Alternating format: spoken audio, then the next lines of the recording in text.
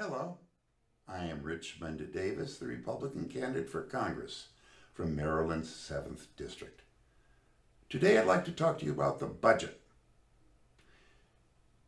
In a common sense use of the term, a budget means that you try to live within your means. I have so much money to spend, and when I have no money to spend, I stop spending. Well, that's a very commonsensical view, but unfortunately, that's not the way things work in Washington. So much of what we do in Washington is what we perceive to be a need, which is often just merely a want. We spend money for it. Where's the money come from? Well, that's what bonds are for. That's what loans are for. That's what a printing press is for. In theory, that makes sense because after all, where's the immediate cost to Americans of having a bigger budget? I can say to you, which is true, that the national deficit is approximately $20 trillion with a T. Well, so what? That's just a number. What difference does that make? Well, the fact of the matter is, those are loans. Loans are monies that are transferred by somebody else to the government with the expectation of being paid for the service. It's a fancy word for saying they're entitled to interest payments.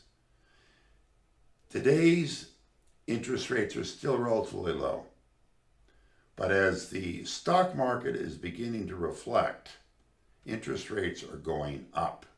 And when interest rates going up, that means that the government has to borrow more money just to pay the interest. You may recall the experience of Greece a couple of years ago. Greece ran out of money. No one would loan them any money until they made arrangements, some fiscal sacrifices, and the powers that be in the European Union made arrangements to give Greece money to hold it, to keep it open, quote unquote, as a functioning government. Will that happen to the United States? It's conceivable. Certainly, if people have doubts that the United States dollar is going to be worth very much, they're not going to loan money to us. And we can talk about printing the presses and we can talk about getting all these bonds floated, but the reality is they represent value, and to the extent that value is reduced, people are going to be less interested in loaning money to the United States unless interest rates are increased. And then we start talking with the excessive flow of money in the system, we start talking about inflation.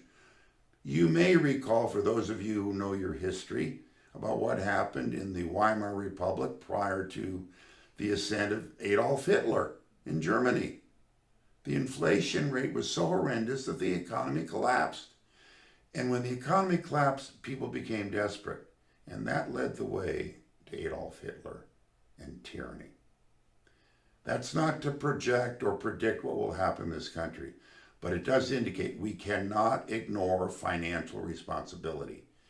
It's nice and short-term easy, and it's very easy and seemingly painless for us to simply spend more money on what we perceive are governmental needs, but I suggest again, they're often wants.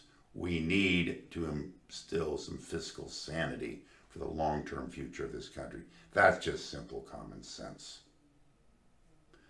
If you've enjoyed this presentation or found it of interest, I hope you'll consider subscribing to this channel.